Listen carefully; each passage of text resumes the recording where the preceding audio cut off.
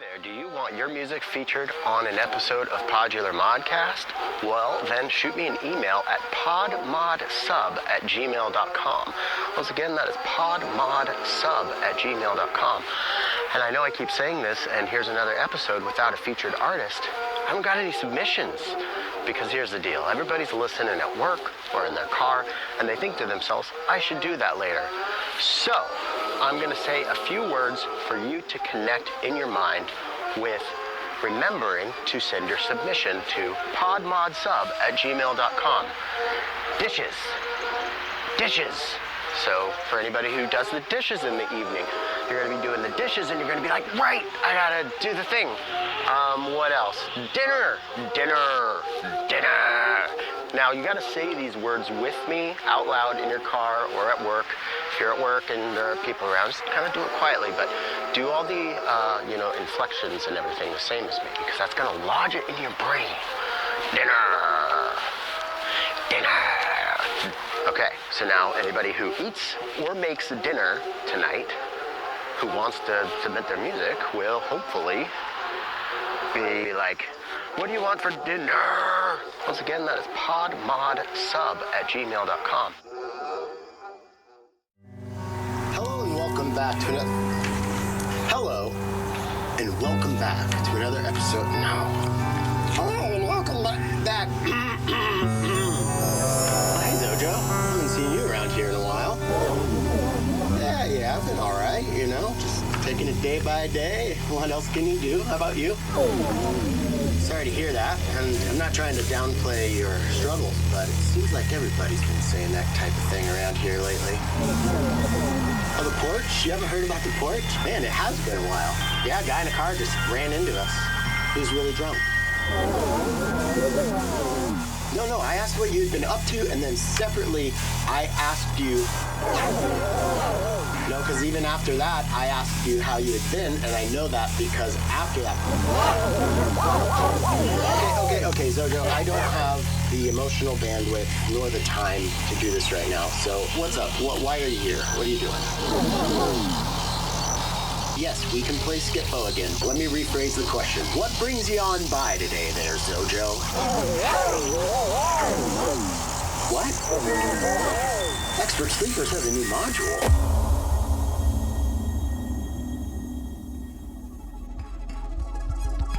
Introducing Otterly. Otterly is an all-analog, multi-LFO module from Expert Sleepers that offers deep and flexible modulation in a compact size. At its core, Otterly delivers 4 LFOs with different speeds derived from a bass frequency control and spread function. Turning the spread knob clockwise expands the difference in speed between the channels, while turning the speed knob increases the bass frequency of the LFO array. This intuitive 2-knob function is a powerful way to create modulation curves which are musically related to one another or mix signals to create a polyrhythmic complex LFO. So if you need modulation sources, Otterly delivers a flexible palette of related waves ready to add movement and texture to any parameter of your patch. With a solid baseline functionality and a handful of quirky tricks, Otterly from Expert Sleepers is sure to get your patch moving and grooving. If you want more information on Otterly, please visit Expert Sleepers online. Link in the show notes.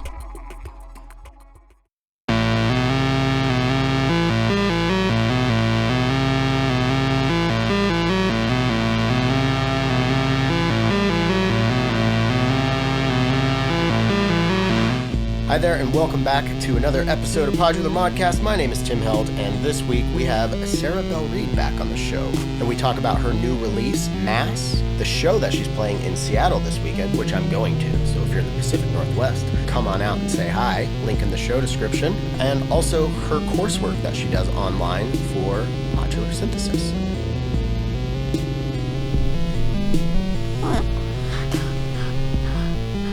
What's up? Last week, Erik from Needham Woodworks and I collaborated on a little jam where he played some bass and then I played some synth lines over it. It was a whole lot of fun. You may have saw it on Instagram, but I'm going to play a little snippet of that right now and then tell you what I was using in it.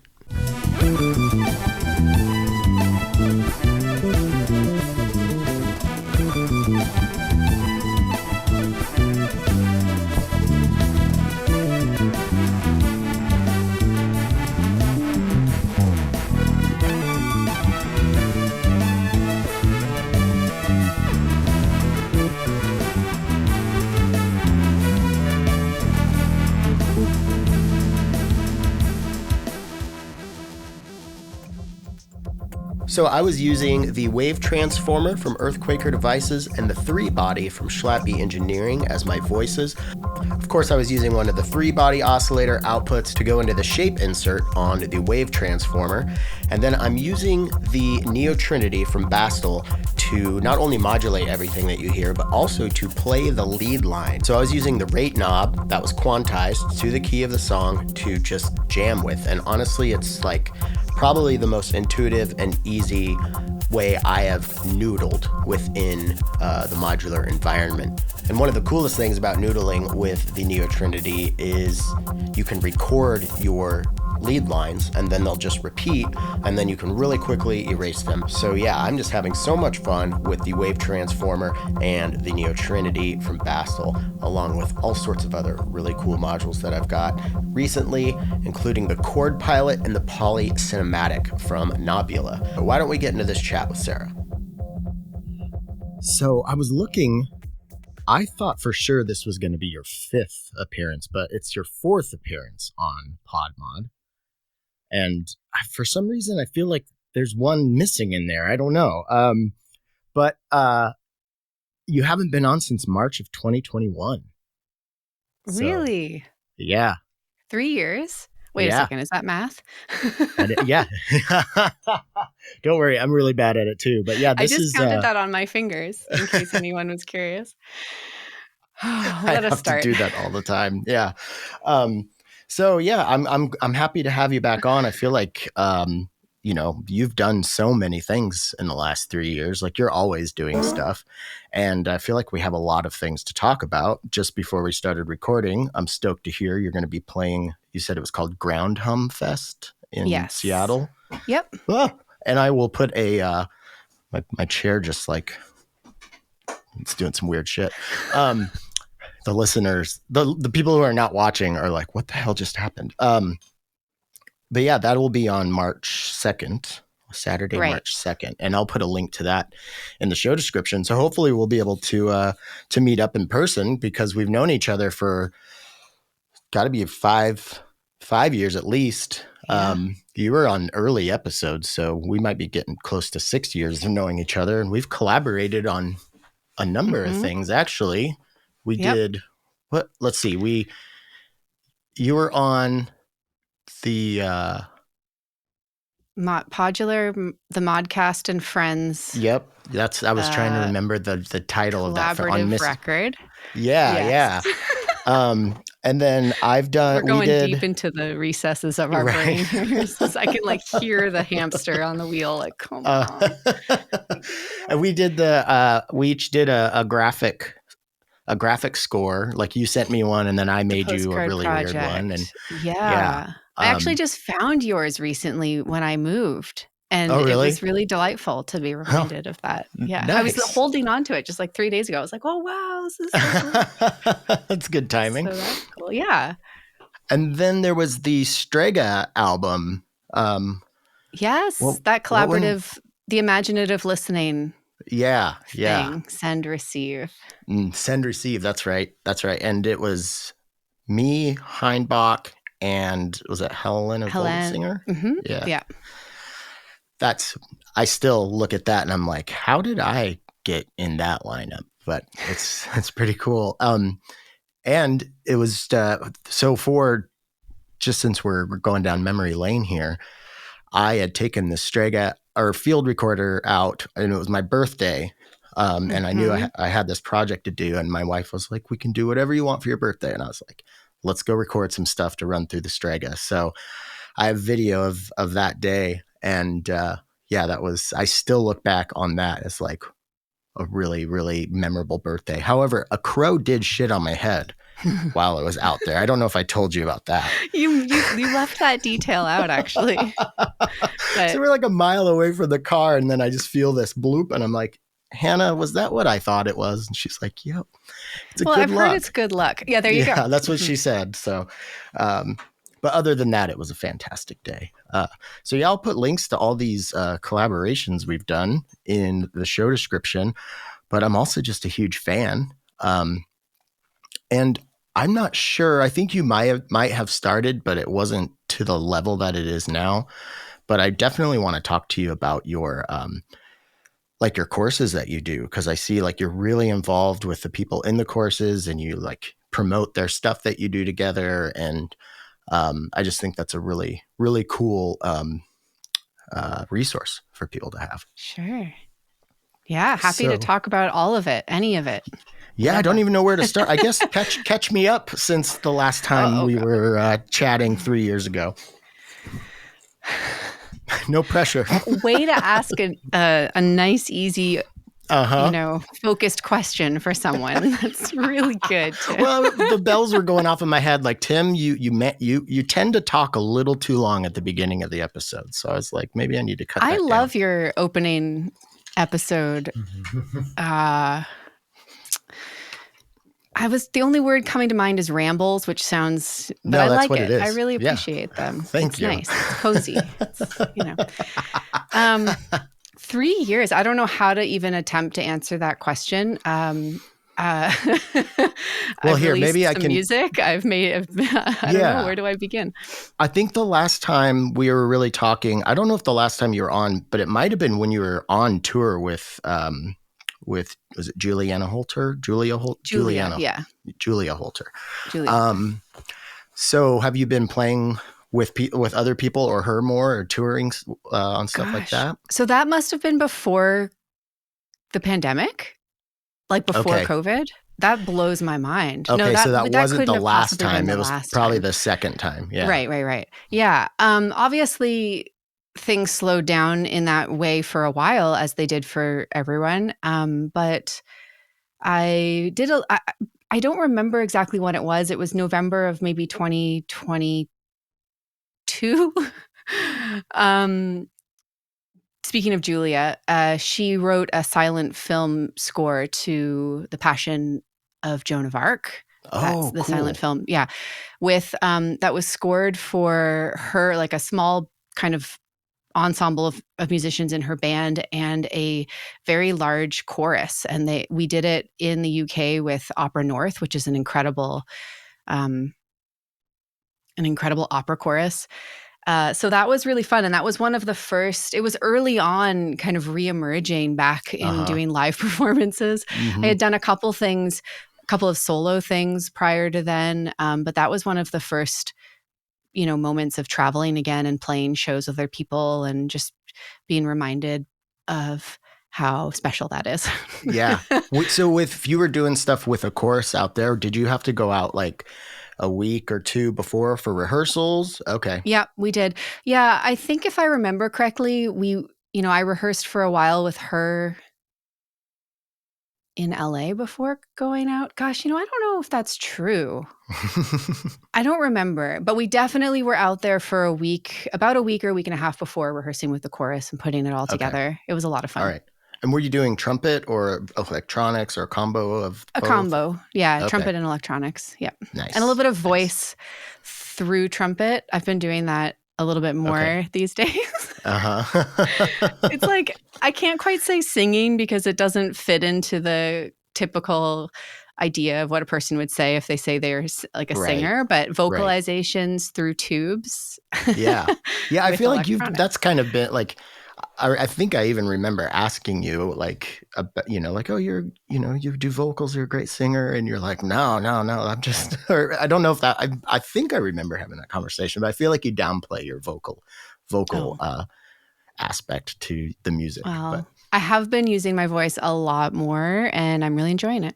So maybe that's more of a thing. I don't know. Yeah. Well, I'm happy to hear that you're, continue, like you're one of the most like exploratory musicians that I think I know. And that's one of my favorite aspects about what you do. So I'm happy to hear that you're just like, I got to try everything, So. Yeah.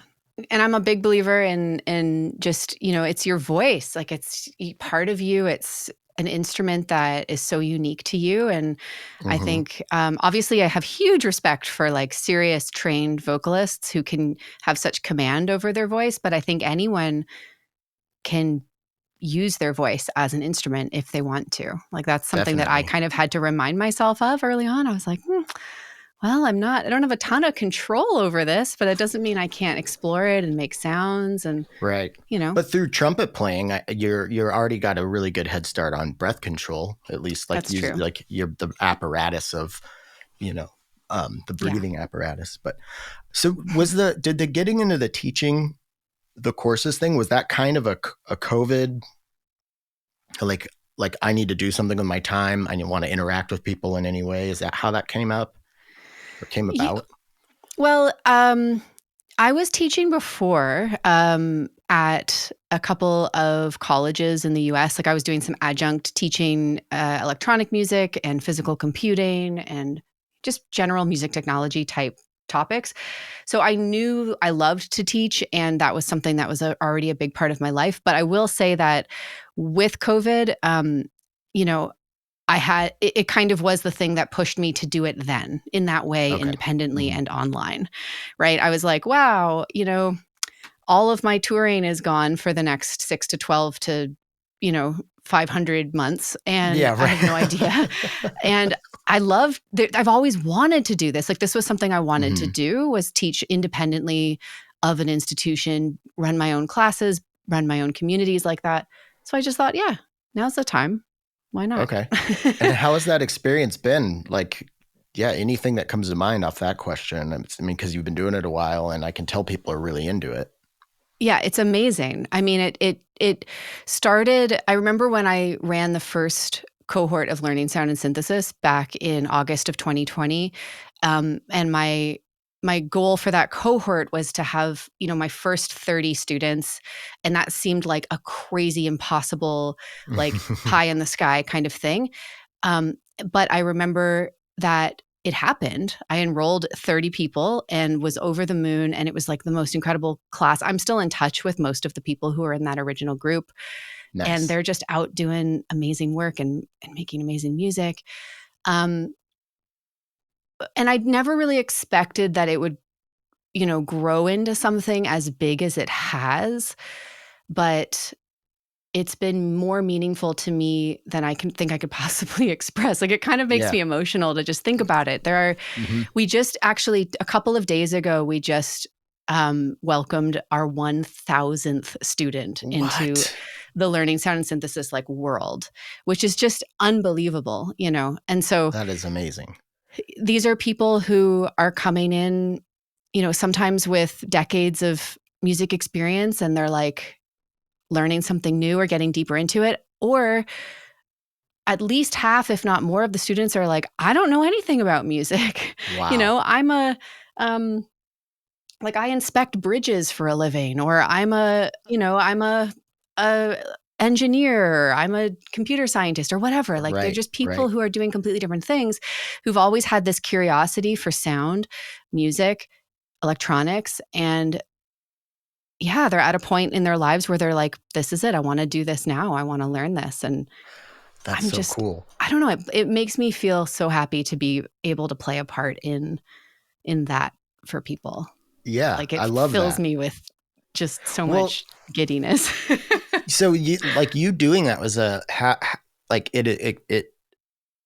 it's been an inspiration to me, because I've been kind of on and off trying to develop my own take on what could I, because I want to, as I'm getting older and as I'm doing this longer, I too find that I think a lot of the most meaningful experiences that I get out of my artistic pursuits is through, some sort of collaboration or, teaching. I have a teaching background all through college. I teach at an electrical apprenticeship.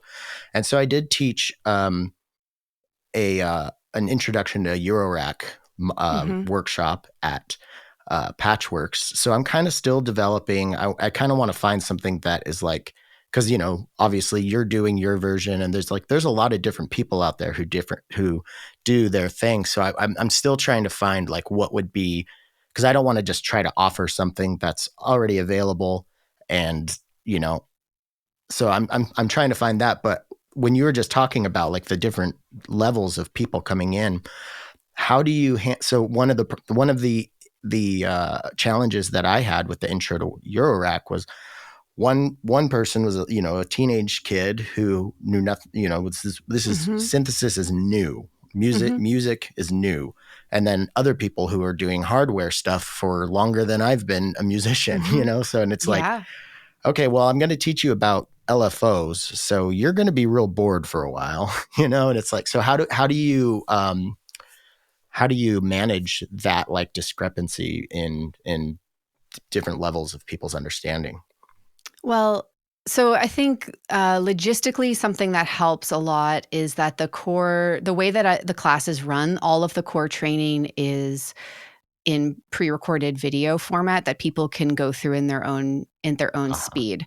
Now, there are also live calls that I do with the group to supplement the pre-recorded curriculum, but because the pre-recorded curriculum is there and it's all available at once as soon as someone enrolls, it means that, someone who's coming into this on day one who doesn't even know what, like signal flow means or what modular synthesis even is. Like I actually just read an introduction post from someone who literally an hour ago who's like, I don't know how I got here, but I'm so excited to be here. And so those types of people can go from the beginning. They can watch things on half speed if they need to, and they can watch it 5 times and it's okay. And they don't have to feel that awkwardness of like having to stop the class and say, hey, I'm sorry, but I don't get it. Can you tell me what an oscillator is again? Because I was the student.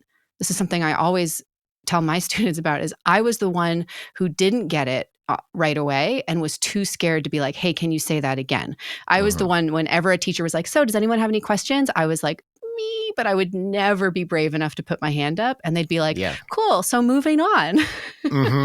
Yeah, that's something I always tell my students too. Like just if you're worried what other people think, that's not why you're here. You're here to learn this stuff, right? Exactly. And I can promise I've been teaching long enough to know that if one person has a question, at least 12 other people have the question and they're too scared to ask, or they just don't even know they have the question yet. Exactly. Yes. So that is well put there. Yeah. So that helps those folks. And then the other folks, of course, can kind of, if they wanted to, they could move a bit faster through.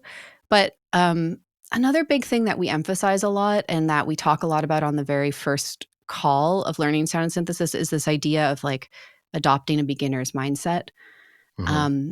I've had students in the class who have decades of experience and they tour and perform live and make records and they're really serious performers, and they come in and they watch a video about waveforms and they're open to finding that little golden nugget of knowledge that they didn't have yet, and they find it every time. And I'm not saying that I'm like telling them some big new secret, but I might just be saying something they've heard 10 times in a slightly new way. Exactly. And it clicks. Yes. So that's another really big thing is like, and I think the students in the class are a perfect example of that kind of mindset where they're like, well, I know a fair amount, but I don't know what I don't know. And so I'm going to watch these videos again and just see what else I can glean from it. That's cool. Yeah. And, it's funny, like, well, and it's not funny. It's just like, that makes so much sense. It's such a great idea to make like the prerequisite stuff. And I had even thought of that, like, making like, some sort of like, not textbook, but some sort of, just small text of, words and everything, and then send that out early. And I thought maybe I would do some videos like that. So yeah, that's good to know that's, I mean, if you're doing it, I personally believe that's the right thing to do. I trust your judgment way more than mine. So thanks for that nugget. You're welcome. So what are the classes? Like what is the what layout of it? Like for those of the listeners who haven't checked it out, who don't know about it. It is. The first thing that comes to my mind whenever anyone asks me that question is kind of like how I feel when you said, what have you been doing for the last 3 years? Yeah. Because it is a very, very, very big and deep class. But basically, I mean, so there's 8 modules, and I think I use the word module to refer, it's almost like a chapter, but each one has, 10 to 20 individual lesson videos and workbooks and all of the things broken down. You start off with a history of synthesis. over 100 years of like, what is up with this? What's up with electronic music? Why modular? Why synthesizers? How did these come to be? Listening to a lot of the early pioneers, both in modular synthesis and also tape music and early electronic music, that blows people's minds because that music's crazy. Yeah. And it's some of my favorite music out there. It's just like, oh my God, it's so crazy. It's funny to think of like the early days of electronic music. Like if you weren't familiar with it, I think what you were imagining in your head and then what you actually hear, for me, it was way different. I'm like, this is way darker and like just It's kind bold. of it's and bold it's like and imposing, gritty. Yeah, totally. And it's that's awesome. like, I love all of that. Yeah, it's totally rad. So, okay, that's cool. Yeah. So that's where we start. And I like to start there because it gives you so much more of a context for things, right? Then when you start to learn how your own instruments work, you know how it fits into like a bigger picture and you know like whose shoulders are you kind of building on, right? That's really nice to kind of acknowledge all of the amazing, brilliant people who've come before us and are building this foundation. Then the second module is all about sound and listening and acoustics and how we hear, how our ears work. And it is basically like a theory primer for the modular synth musician. So it doesn't teach you like traditional music theory, like G major and like major scale, minor scale. It teaches you about like the harmonic series and how frequency works and what that even is and what timbre is and what amplitude is and all of the basic kind of ingredients in a sound and how to analyze sound and how to look at spectrographs and all of that. And the reason why we do that again is so that before you've even picked up an oscillator, you now understand on like a really deep level what makes sound. Why does that sound vibratey or fluttery or pure or stable? Because once you can figure that out, the number one goal that pretty much all my students have when they come in is I want to be able to make the sounds in my imagination. That's what they say. I want to be able to hear something and build it on a synth. And learning the tools is only part of that. Like such a big part of it is being able to hear and listen to a sound deeply enough that you can be like, ooh, yeah, that's not just a tone. That's like a kind of buzzy tone with a little bit of a high frequency that comes and goes. And if you listen really closely, there's this like subtone underneath, right? But that takes practice. Totally. And you kind of need to know the vocabulary and everything. So that's the second part. And then from there, we get into the actual synthesis, like how to. So then there's, a whole bunch of modules that are dedicated to, as you can imagine, that's a big part of the program, like how to build sound. So oscillators, waveforms, noise, VCAs, all the stuff that comes with working with sound, making complex timbres. And then, of course, modulation and control voltage. How do we move it? How do we shape it? LFOs, sequencers, clocks, envelopes, sample and holds, the whole smorgasbord. And then from there, progressing into more and more like, now you have these tools, so let's talk about how to use them in your own way from scratch. So little by little, the step-by-step demos turn into guidelines for people to kind of take these ideas and build your own patches from scratch and how to troubleshoot problems that come up along the way in that sense. And then modules like 5 and 6 are focused more on strategies for composition with synthesizers. So that covers a whole gamut of things, but some of the things that are really popular that people love are generative patching techniques, improvisation. So both putting together an instrument that's focused on improvisation and like building patches and interaction that work well in an improvisatory setting. Working with using your modular as like a tape instrument almost. So like recording and then working in a DAW to like cut it up and put it together. Live performance, of course, huge topic. We get into the basics of how to get that set up. And then finally, modules 7 and 8 are,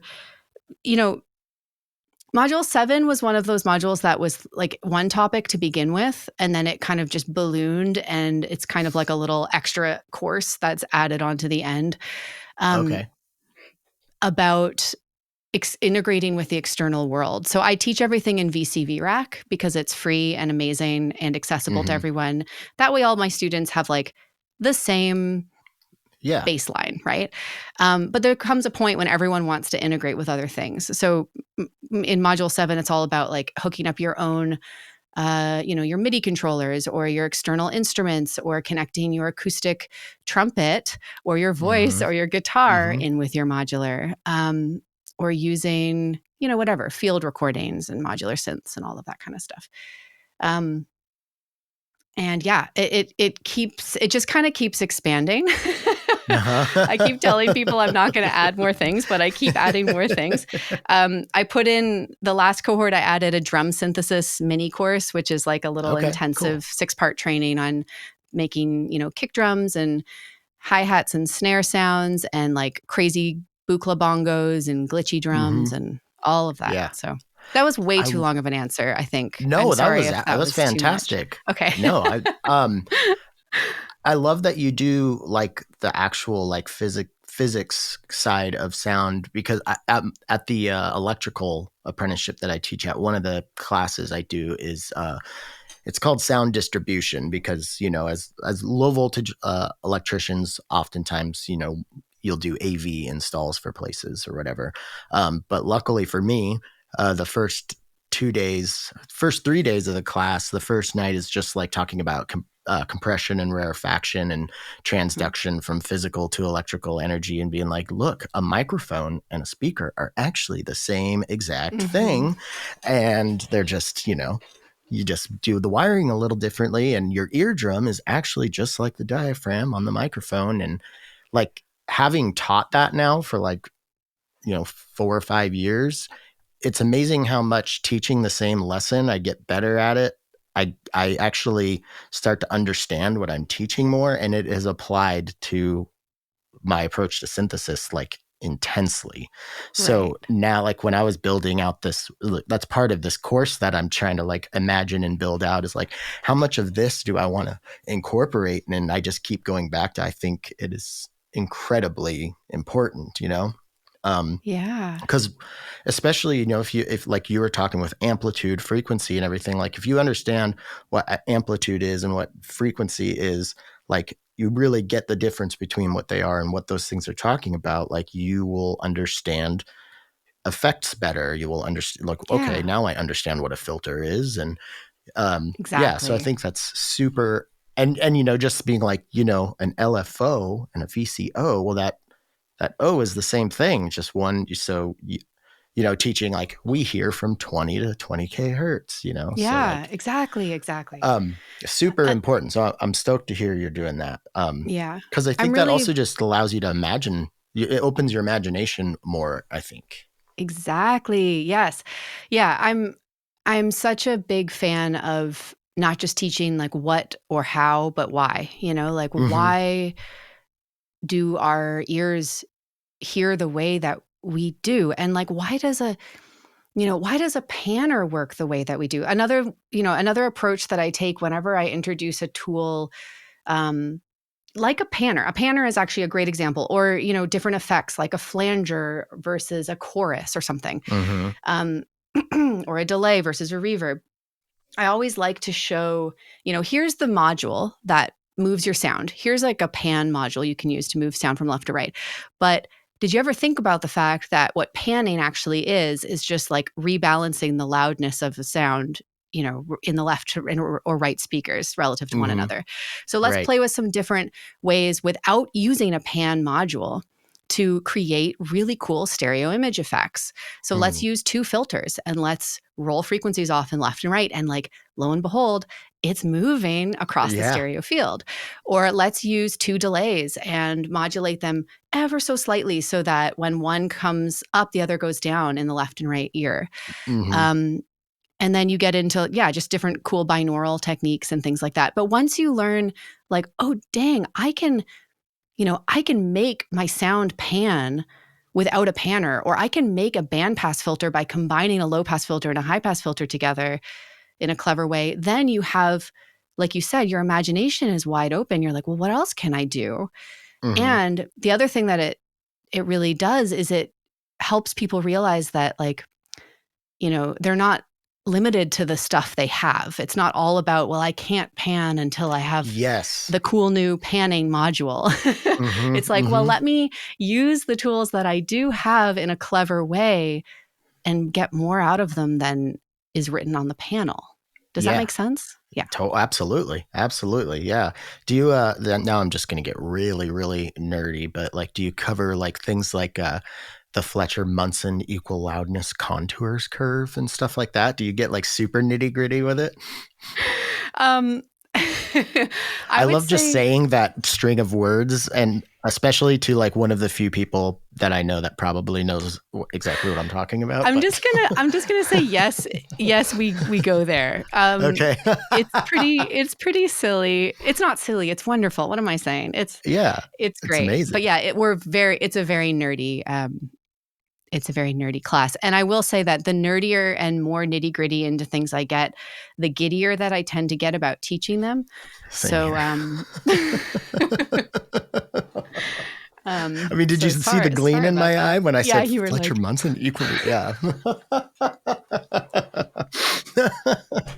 I think, knowledge is just, it's just a gateway to more creativity, right? Not to sound like a total cornball, but yeah, I believe that. So. I do too, and it's funny because, like, as a kid who got into guitar and punk rock and alternative rock, grunge, and all that stuff. There was this like, there was always this like lore of like, yeah, this person's self-taught. They don't know anything about music. They're just like, they just do this, and it's like, if somebody writes music and it's listen toable by other people, like it's like, yeah, they can't tell you maybe what they're doing in music theory terms, but like they obviously understand it because like the song is in the same key. And there was always this, I'm feel very lucky to have shed this early, but not as early as I would have liked, but people think that if you learn theory, it's going to take away your creativity, or learn like how things work. It's going to like, and it's like, it's only going to just make your toolkit more broad. Like your brain is going to be like, you're still going to have the same, we're always changing, but like that, it's only going to be positive, learn the rules and then break them. Cause learn the rules and break them. Yep. Yeah. I say that all the time. And also, there's another side to what you just said that's been something I've been really thinking a lot about lately, which is that there's I remember when I was first learning modular synths in particular, I had kind of heard some of this belief or some of this idea that like, the best music is made by people who are self-taught, and I don't know where it's not something that I think amazing music is made by people who are self-taught, and amazing music is made by people who have teachers in training. So it's not about how you learn, but I really did kind of subscribe to this belief for a while. And the effect that it had on me was needless. I was needlessly hard on myself. Like I was like, well, if I'm supposed to be able to be self-taught on this instrument, if that's like the legit way to learn a modular is just to somehow plug it in and intuit my way around, then clearly I'm too stupid for this, because that's not working. Like, let me tell you, I couldn't even I couldn't even figure out how to turn it on at first. I mean, how much time did you spend putting a VCO into an envelope? Oh my God. The envelope into the VCO. Like I did that. I was like, wait a minute, this isn't working. So many. Yeah.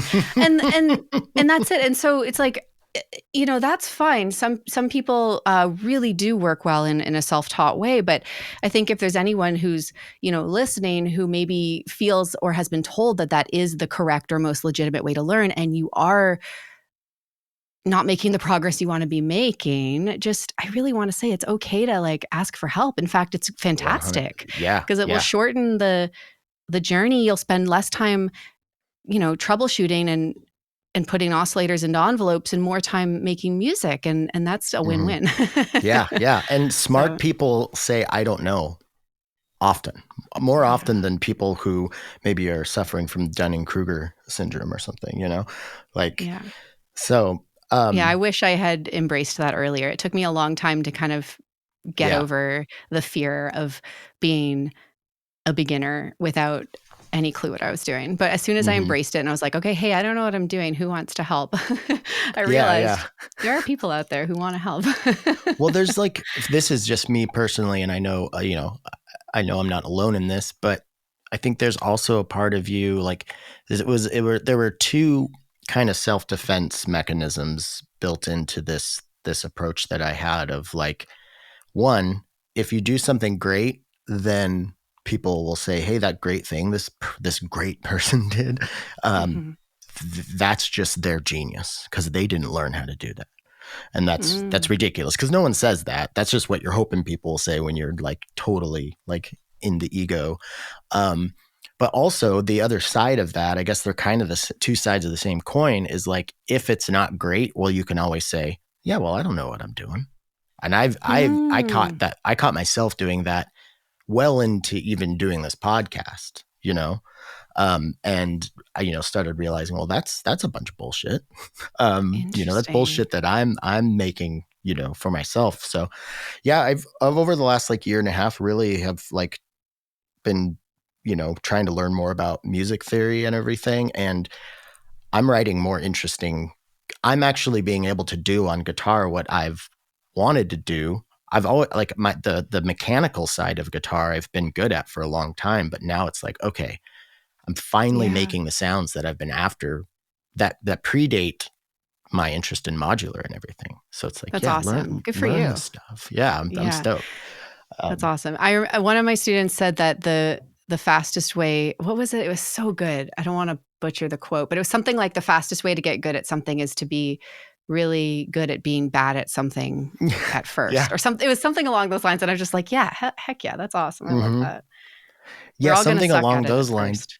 Yeah. And I think a lot of people, because, getting into stuff like this, especially modular, because it's so intimidating looking from the outside, it is a complicated instrument. Let's not Yeah, say it totally. isn't, but it's also, it's not as complicated as it looks or sounds when you hear people talking about it when you don't know anything yet. But like, it Right. just builds on itself. And to everybody out there listening who wants to make stuff, but they're like, I know it's going to be bad. I'm not going to say, well, no, it's not. I'm going to say, prove yourself right. Make the worst thing, like, if lean into it, make it so bad. Then like, if it's going to be so bad, you're so confident that you can make something so bad, show me how bad it's going to be, and then like, Yeah.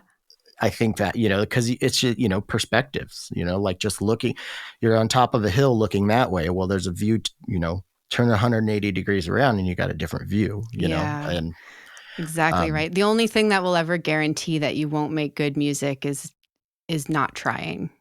yeah, definitely, Right? And, exactly, like, if you that, take yes. some kind of imperfect action, the thing that tricks my brain, or the way that I've gotten myself to make music over the last couple of years, is to be like, "Look, Sarah, I'm not trying to make perfect music. I'm not trying to do anything to that level. I'm gonna intentionally take imperfect action. So I'm gonna intentionally make messy moves hmm and, probably release something before it could be as perfectly mixed as it could be, but I'm intentionally letting go of things to to prioritize action over no, nothing, that is right? That yes, standstill. so many people are Yeah, right there where what you're talking about. Yeah. it Yeah. works. Yeah. Do you mind if I Because you're pause moving. really quick? No, no, no, I don't mind. I'm so sorry. All right. So we paused, right? And I've only had enough time in our pause for this thought to come in, but I think I'm going to see if I can link this thought that I just had to everything that we're talking about. Um, so every once in a while, I do these podcasts all the time. They're long. I drink my morning coffee a lot of the time, and I try to be good about, going to the bathroom before I start them. But sometimes I'm midway through and I got to pee real bad. And I don't want to, this person's giving me their time that I owe them my attention, right?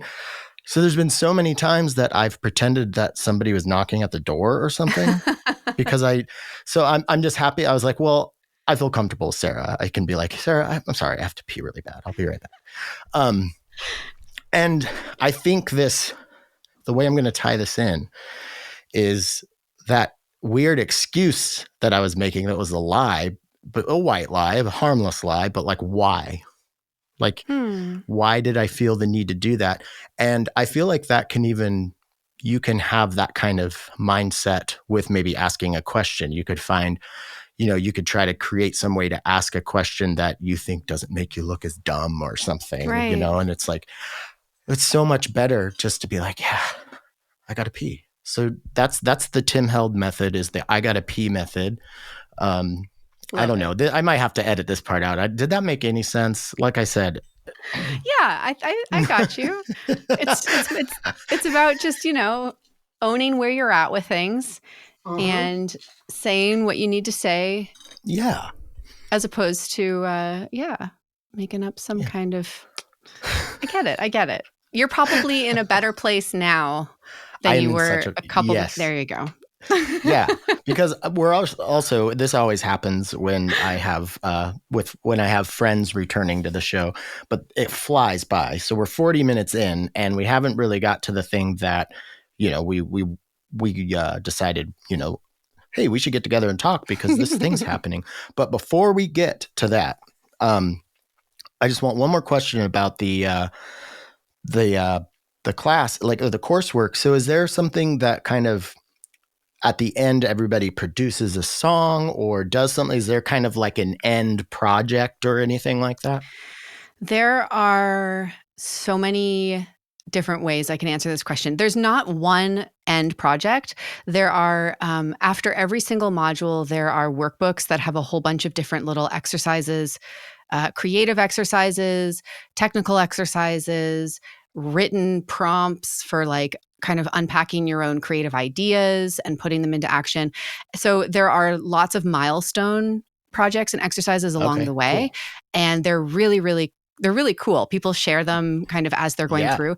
The other thing, though, that I'll say that's a little more of like a culmination type thing, we have, in addition to the course material, there is an honestly amazing community. And yes, I am biased because it's a community that I have poured my heart and soul into, but it is just the coolest corner of the internet. And there are people in it.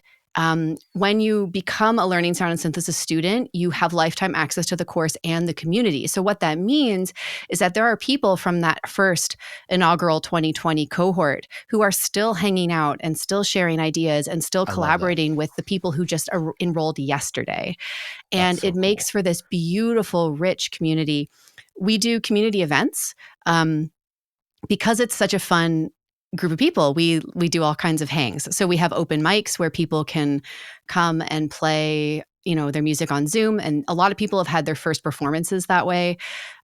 People come and do like patch demos. So they'll walk the group through their favorite cool patch that they just discovered or just made.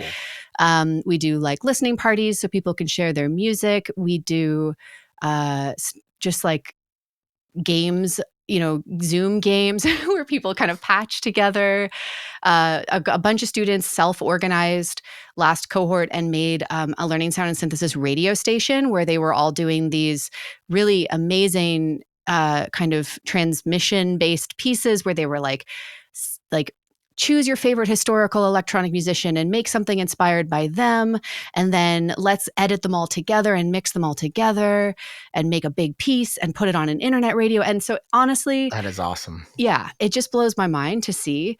And the best is yet to come, as I like to say, because with every group, it just gets even more vibrant and creative and supportive. That's so cool. It's a special place. And how many times, so how long is the course? So how many happen like in a year, say? Two per year. 2 per year. Okay. Yeah. In terms of how long is the course, that question is a bit funny because, again, there's this whole lifetime access thing, and it's really, the emphasis is on doing it at your speed. So some people go through the whole class in 3 to 4 months. I think that would be the fastest you would go through it. Some people take 3 years, and it really doesn't matter what speed you go at. But I technically run, like, I open it for enrollment twice a year. Okay. If that makes sense. So, yeah. Totally. Very cool. Well, I imagine there are a lot of people listening out there who have taken interest. So I hope they follow through on that interest. Yeah, go check this out. So let's talk about Mass before we get into, is it Mass 2? Can you give us like a brief outline of the original project? The original project, sure. So 2021 Mass is, I think, when that, I just said that sentence in the wrong order, but let me try it again. So aren't brains fascinating? They're weird. Yeah. So that was me patching the oscillator into the envelope. I don't know what just happened. Well, I could have edited that out, but now you just made a really good joke, so I got to leave it in. I'm going to rewind. Okay. So the original Mass EP was a 3-track EP that I made in 2021. And the idea behind it, or the kind of origin behind it, I guess, I was moving across the country. All of my stuff was in storage. I had a microphone. I had this microphone. I had my flugelhorn, which people who know me know that instrument is basically with me all the time. It's like right here. It's just such a cool thing. And a little audio interface. And then I also had the Strega, the Make Noise Strega, because it was getting released like right around that time. So I was that was gonna the say, one. I think Mass and Send Receive were pretty close in release date. Yeah, exactly. And I had that instrument because it was kind of getting ready to be released. And so it was one of the ones that I had kind of with me in my suitcase. And I had this idea of, well, first of all, I was really enjoying the simplicity of this setup. Like, I was just finding so many amazing sounds and just loving it. But then I also was like, what would it be like? Is it possible to make an album in a short period of time? Question mark. For me, up until that point in my life, it was not possible. My first album was like years and years in the making. And I just was like, I don't know, maybe. And let's see what happens if we just try to make music and release an album and do the whole thing in like a month or 2. And so that's it was really gratifying and challenging, but amazing. So that was where that project started. And it was a digital EP that had 3 tracks on it. And they were really inspired by old tape music, which we've been talking about a lot already in this conversation. Some of the sounds that I was hearing, like Elsa Marie Pade make, like early old electronic music, or Daphne Oram, some of her scarier music. Yeah, she's got some scary stuff. She does. It's so cool. And like all of this, these crazy sort of almost horror inspired kind of, but beautiful, noisy sound worlds.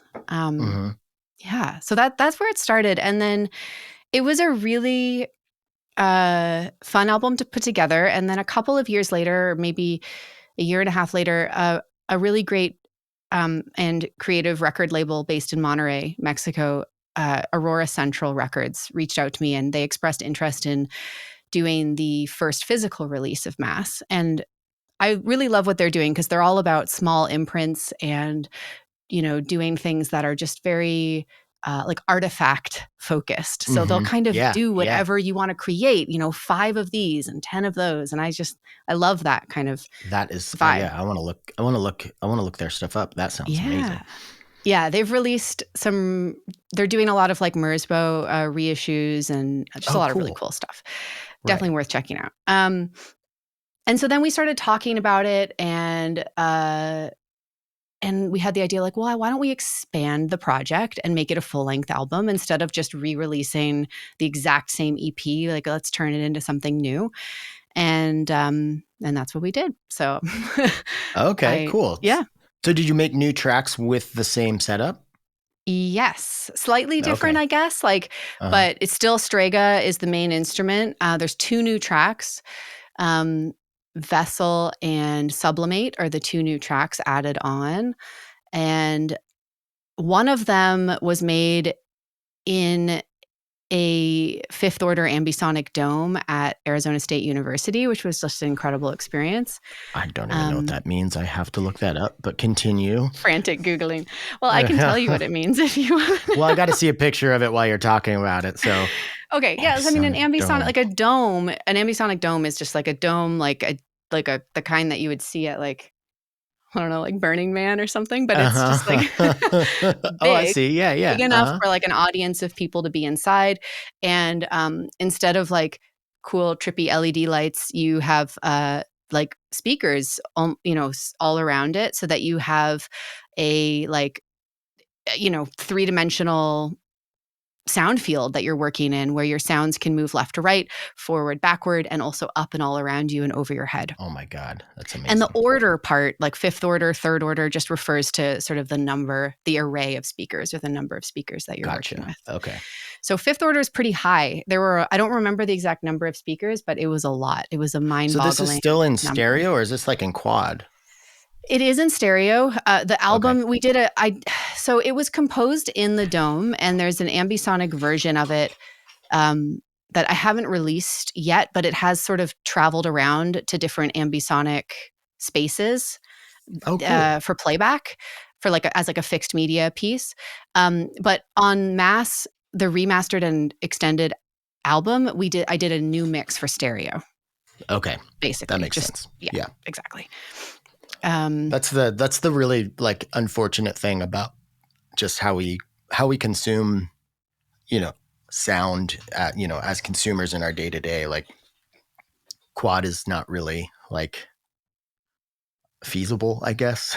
You mean you don't have an ambisonic dome in your house? Yeah, right. I am working on a quad album, actually, that I haven't told anyone about yet. But so I'm crossing that bridge. I'm working that out right now. Okay, like very how cool. to release music in quad, and also maybe do it justice in stereo as well. I'm just trying to decide how to do all that. It's interesting. Yeah, that's something I've been meaning to look. Speaking of like learning, I haven't taken our advice that we've been giving throughout this podcast yet to figure this out. But I know you can, just through like EQing and panning, like get a more, like the illusion that something sounds like it's not just to the left, but kind of to the left and behind you or something. Totally. I need to look. And there are a lot of great plugins that can really help with that kind of Right. stuff as well. But anyway, yeah. So that was one track on the album, and then the other one I just made in my studio, not in a dome. And they all feature the same sound world. Household objects amplified through and re-amplified through Strega, things like little plastic ratchets and chattering teeth. It's off camera, but I have a shelf here in my studio that has like a bunch of little squeaky rubber ducks and plastic teeth and little ratchets that you get in like a Kinder Egg surprise, like just like little toys, like little things like that. God. And it's my most precious sound design area. Like when people ask me like, Sarah, what's your favorite desert island instrument? They're probably expecting me to say something like, my fancy whatever. I'm like, I don't know, my plastic tooth combs and my my cactus and my contact mic. I really love those. Those are. I'm sure you know of this thing, but I'm just got to show you in case that you don't. But the Coma. What is the actual name? Is it the Field Effects? Field Kit? The Field Kit. Yeah. So it has this DC driver interface, so you can plug motors and use CV to use motors and stuff. So right. I've been meaning to like build a little instrument that, like a physical instrument that I can play with this. But yeah, do it. Amazing. Sorry, I derailed you, I think. No, I was just talking about all my favorite little toys. Well, not like I know, like, because both of us were part of like the promotional rolling out of Strega. So obviously, I don't even know. I feel like I probably don't have to qualify this, but yes, we were working with Make Noise to help promote this new thing, but the Strega is that's been years now. It is still like never Yeah. not part of my system. And yeah, it's cool to hear that you're still like, because I remember you and I talking about it just back and forth, not publicly or anything, just like because no one, like 4 people had it and we were just like wanted to talk about it. But we were both pretty enamored with it when we got it. And so, I guess, can you speak to that a little more? Like, obviously you're still using it a whole lot, but. Oh yeah, all the time.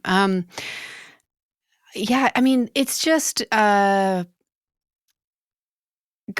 I mean, where do I even begin? I mean, it just sounds so crazy. It's like, when I first got it, I remember when I first got it and I first listened to the delay, I actually didn't like it. I think I talked about this a little bit publicly as well, because it was so noisy and colorful and characterful, and I was like used to using pretty clean delays.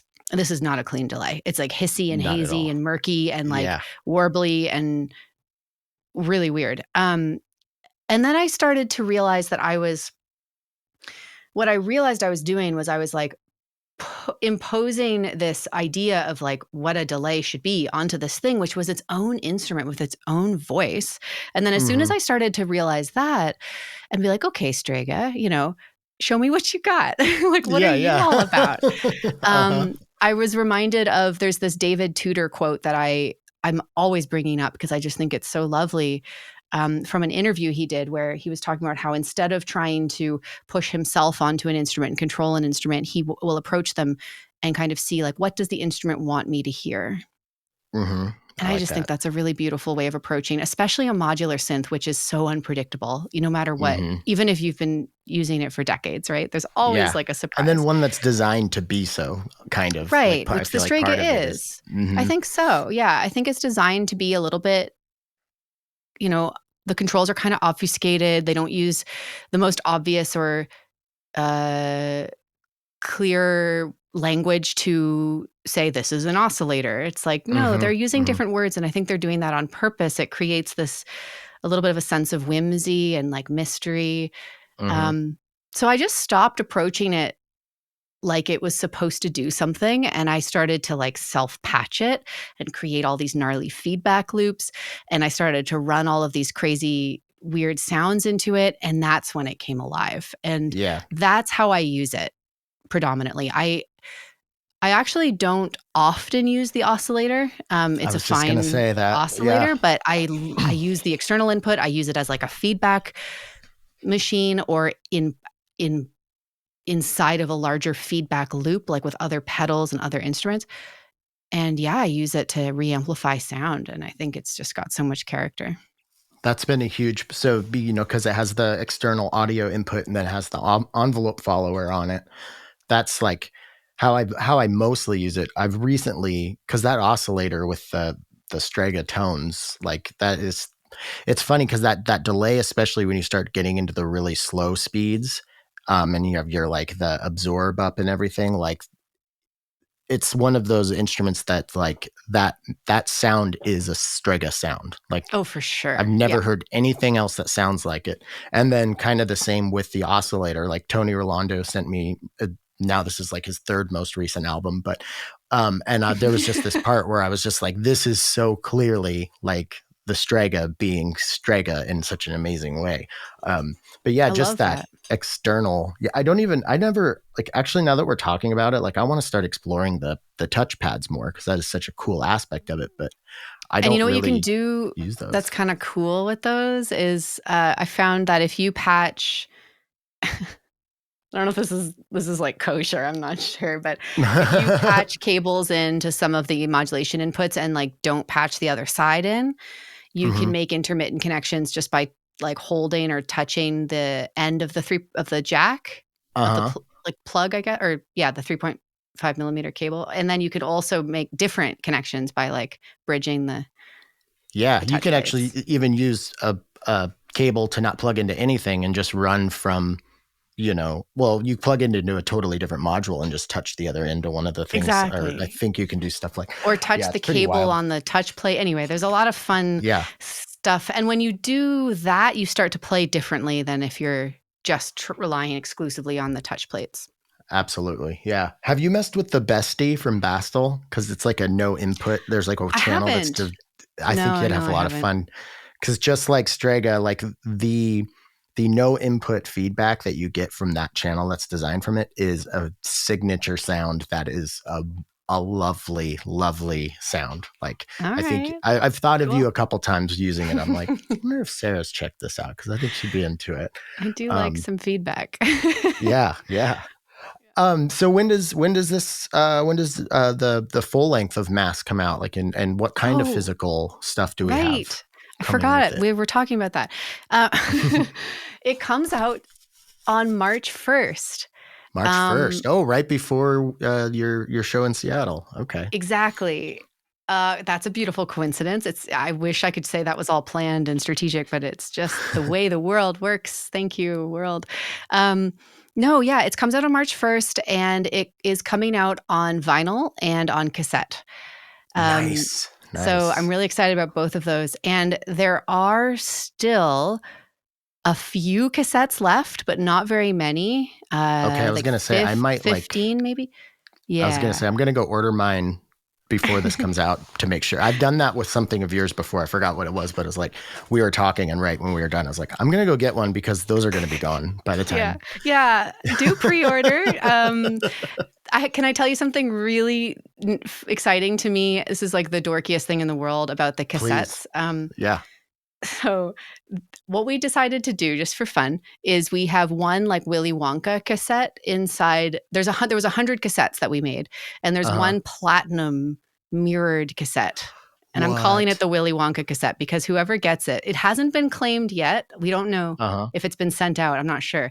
But whoever gets the mirrored Willy Wonka cassette is going to get a test pressing for free. And there's only Oh, like, I cool. think 5 of those that exist. I have one, the label has one, and the label sells a couple of test pressings to help fund future projects. But there's Right. one That that we're makes going to give sense. away, and an original graphic score that I'm going to create Oh, for cool. the person who finds it. So basically, if you're listening to Nice. this and you ordered a tape and yours was like really shiny and has a mirrored finish, it means you got the Willy Wonka tape. Yeah.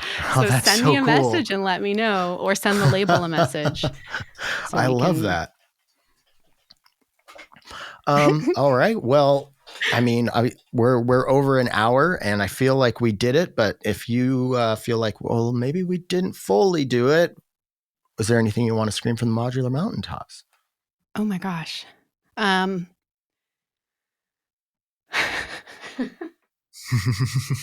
No pressure. uh, I like that. Just uh,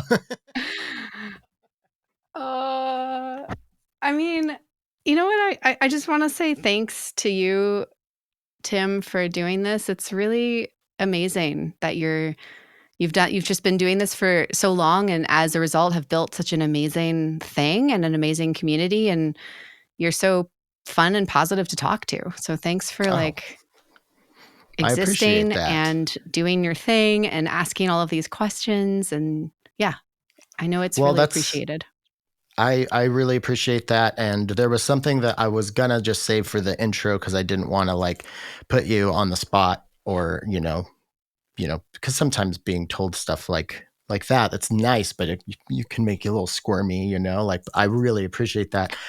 And I don't just believe this. I know that like I know you have such a deep knowledge and deep respect for all of the pioneers that that we all in this world look at and think of as these legendary, incredibly important people, and you are one of those people to future synthesists. Like, there's no doubt, like, you are going to be part of this conversation for as long as this conversation is being had. So I think It's been awesome Thank to you. get to know you for these years and see that build and build and builded to where you are now. So yeah, Thank you. right back at you. That's very kind. I really appreciate it. Follow the sound. I can't say that without saying hi to Todd Barton, but follow the sound. Todd is, yeah, I love Todd so much. Like, I always think like, I just want to go visit him down, and I've even looked up at campgrounds and stuff, but I haven't told him this. So Todd, if you're listening, I want to come camp down in Asheville and hang out with you. We had an amazing hang sometime last year while I was doing a little like Buchla research circuit on the West Coast, and I stopped in between Mills College and the University of Victoria. Ashland was my stopover, and I said hi to Todd. Oh, I hope I didn't say Asheville, because I know it's Ashland. I don't think you did. I don't think you did. I don't know. Anyway, now I'm rambling. You and I are good at that, especially when we get together. But thank you so much again for coming back to the show, and good luck with all the upcoming stuff. Thank you. Thank you for having me. All right, that's our show. Thank you so much to Sarah for coming back on. Thank you for coming back and listening. Don't forget, you can still support Patchworks on their GoFundMe page. You can support PodMod over at patreon.com/PodularModcast, or you can go support any one of our myriad sponsors by visiting the links in the show description. Don't forget to send me your track if you want to be a featured artist on PodMod. That is podmodsub@gmail.com if you'd like to get in touch. Wave files only, please. If you're in the Pacific Northwest, why don't you come out to the show this weekend? Say hi to me and Sarah.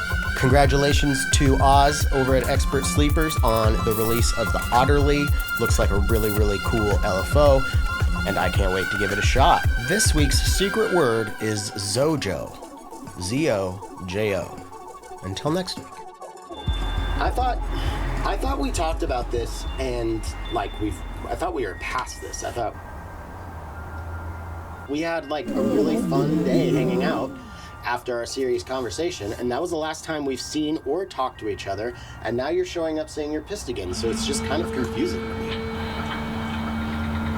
And that's my coat, by the way, and I want it back. No, I said you could borrow it. There are strict rules. I could get in trouble.